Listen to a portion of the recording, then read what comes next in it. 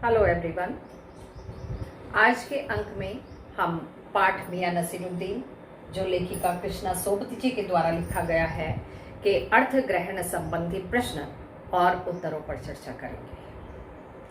पहला पैराग्राफ है, साहबों, उस दिन अपने मटिया महल की तरफ से न गुजर जाते तो राजनीति, साहित्य और कला के हजारों हजार मसीहों के धूम धड़क्के में नानबाइयों के मसीहा मियां नसीरुद्दीन की कैसे पहचान करते और कैसे उसका लुत्फ अर्थात आनंद उठाते।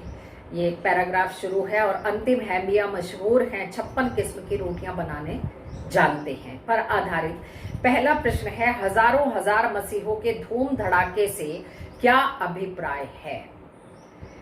हजारों हजार धूम धड़ाके का अर्थ है कि दिल्ली में राजनीति, साहित्य और कला के क्षेत्र में हजारों प्रतिभाशाली लोग अपनी प्रतिभा से हलचल निरंतर बनाए रखते हैं। सेकंड क्वेश्चन है इस पैराग्राफ पर आधारित, नानबाई किसे कहते हैं, यहाँ किस नानबाई का जिक्र हुआ है। नानबाई उस व्यक्ति को कहते हैं जो अनेक प्रकार की या कई प्रकार की रोटियां बनाने और बेचने के कार्य करते हैं। यहाँ मियां नसीरुद्दीन नामक खानदानी नानबाई का जिक्र किया गया है। और इस पैराग्राफ पर आधारित अंतिम प्रश्न है, मियां नसीरुद्दीन की दुकान कहाँ स्थित थी। मियां नसीरुद्दीन की दुकान जामा मस्जिद के पास मटिया महल के गदवैया मोहल्ले में स्थित थी, जहां वो 56 प्रकार की रोटियां बनाकर बेचने का काम करते थे। सेकंड पैराग्राफ है, मियां नसीरुद्दीन ने पंच हजारी अंदाज से सिर हिलाया से आरंभ होता है। और खैर, आपने यहां तक आने की तकलीफ उठाई ही है तो पूछिए क्या पूछना चाहते हैं। पर आधारित पहला प्रश्न है, पंच हजारी अंदाज से क्या अभिप्राय है या क्या तात्पर्य है। पंच हजारी अंदाज से तात्पर्य होता है कि बड़े सेनापतियों जैसा अंदाज दिखाना। मुगलों के समय में 5000 सिपाहियों के अधिकारी को पंच हजारी कहते थे। यह ऊंचा पद होता था। नसीरुद्दीन में भी उस पद की तरह गर्व और अकड़ थी जो वहां उसके सिर हिलाने के अंदाज में दिखाई दे रही थी। सेकंड क्वेश्चन है, मियां ने लेखिका को घूर कर क्यों देखा। मियां नसीरुद्दीन को यह संदेह था कि कहीं लेखिका अखबार वाली तो नहीं है, जैसा वो मानते थे कि ये तो निठल्ले होते हैं, बेकार के काम में इनकी खोजी प्रवृत्ति होती है और निरर्थक कामों में समय बर्बाद करते हैं।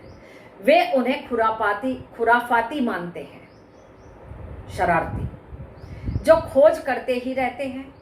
इसी कारण से उन्होंने लेखिका को घूर कर देखा और घूर कर देखते हुए पूछा था कि कहीं आप अखबार नवीस तो नहीं हैं, क्योंकि वो समझ गए थे कि आकर उन्होंने कहा कुछ प्रश्न पूछना चाहती हूँ, आपके विषय में बहुत सुना है, आप 56 प्रकार की रोटियां बनाना जानते हैं, पुश्तैनी आपका ये काम है। और अंतिम प्रश्न है, अखबार वालों के विषय में उनकी क्या राय है। अखबार वालों के विषय में मियां नसीरुद्दीन पूर्वाग्रह से ग्रस्त हैं। उनके अनुसार अखबार बनाने छापने वाले और पढ़ने वाले सभी निठल्ले हैं, उनके पास कोई काम धंधा नहीं होता, तो इसीलिए वो अखबार बनाने छापने में समय बर्बाद करते हैं, और जो पढ़ने का शौक रखते हैं वो पढ़ने में समय बर्बाद करते हैं। नेक्स्ट पैराग्राफ आता है, मियां नसीरुद्दीन ने आंखों के कंचे हम पर फेर दिए। आंखों के कंचे क्योंकि गड़ी हुई आंखें, बहुत सुंदर वर्णन इस अध्याय में यहाँ किया गया है। शब्द चित्र वास्तव में बहुत सुंदर है कि उनकी उम्र का पता चलता है कि गालों में गड्ढे पड़े हुए थे, हुक्का गुड़गुड़ा रहे थे, आंखें गड़ी हुई थी, कंचे की तरह वो गोल गोल घूम रही थी, से आरंभ होता है।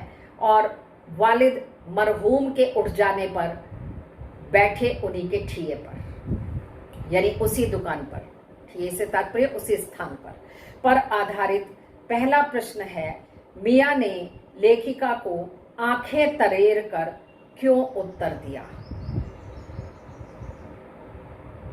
मियां ने अपने पुरखों के कर्तव्यों का उल्लेख करते हुए बताया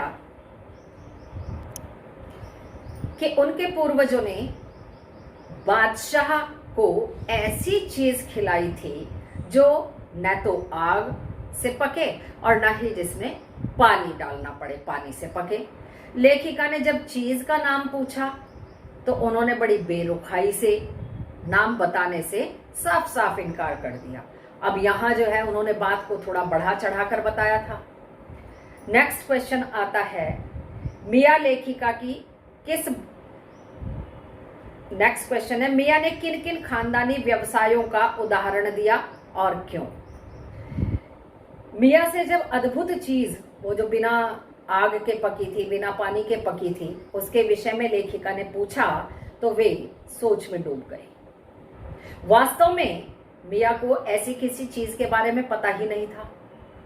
उन्होंने अपने बुजुर्गों की प्रशंसा करने के लिए यह बात कह दी थी, इसीलिए अब वो लेखिका से बचने का प्रयास कर रहे थे। नेक्स्ट क्वेश्चन है, मियां ने नानबाई का कार्य या काम क्यों किया? मियां इस बात का दावा करते हैं कि खानदानी नानबाई कुछ भी पका सकते हैं। जैसा उदाहरण दिया गया कि वो कुएं में भी रोटियां बना सकते हैं। रोटी आंच से पकती हैं, झूठ सच बोलने से नहीं पकती। और इन्होंने अपना एक एग्जाम्पल दिया है कि जी हम तो इतने महारत हमें हासिल है कि हमारे खानदान में तो कुएं में भी रोटियां बना दें। तो थोड़ा बात को ज्यादा ही बढ़ा चढ़ाकर यहाँ बताया गया है। और नेक्स्ट पैराग्राफ है, फिर तेवर चढ़ा हमें घूर कर कहा, तुनकी पापड़ से ज्यादा महीन होती है, महीन से आरंभ होता है, निकाली तंदूर से निगली और हजम पर आधारित पहला प्रश्न है, तुनकी क्या है और उसकी क्या विशेषता है? तुनकी एक विशेष प्रकार की रोटी होती है और यह पापड़ से भी अधिक पतली होती है, बहुत पतली होती है। सेकंड क्वेश्चन है, मियां के आगे क्या कौंध गया? मियां को अपने पुराने जमाने के दिन याद आने लगे। वो पुरानी यादों में डूब गए जब लोग उनकी दुकान से तरह तरह की रोटियां लेने आया करते थे। अब वो जवाब देते देते पुरानी यादों में चले गए, डूब गए। और अंतिम प्रश्न है इसका, उतर गए वे जमाने से क्या तात्पर्य है? इसका यह अर्थ है कि पहले जमाने में लोग कलाकारों की कद्र अर्थात सम्मान करते थे। वे पकाने वालों और उनकी मेहनत, उनकी कलाकारी, उनकी योग्यता आदि को बड़ा मान देते थे। आज समय बदल गया है, जमाना बदल गया है। अब किसी के पास इतना समय नहीं है कि हर व्यक्ति केवल पेट भरने का काम करता है। उसे स्वाद की कोई परवाह ही नहीं होती। वो केवल देखता है खाने पर बैठे, क्योंकि लंच टाइम बीच में होता है, ब्रेक में, और काम करते करते फटाफट दूसरी फाइल भी देख रहे हैं, या नहीं और नहीं कुछ काम है तो खाना खाते हुए भी मोबाइल का बहुत बड़ा काम है, वो भी तो देखना अनिवार्य है। तो खाना खाते खाते स्वाद का तो पता ही नहीं चलता क्या है क्या नहीं है। फिर सम्मान तो रोटी बनाने वाले के प्रति कहाँ से आएगा जब पता ही नहीं है।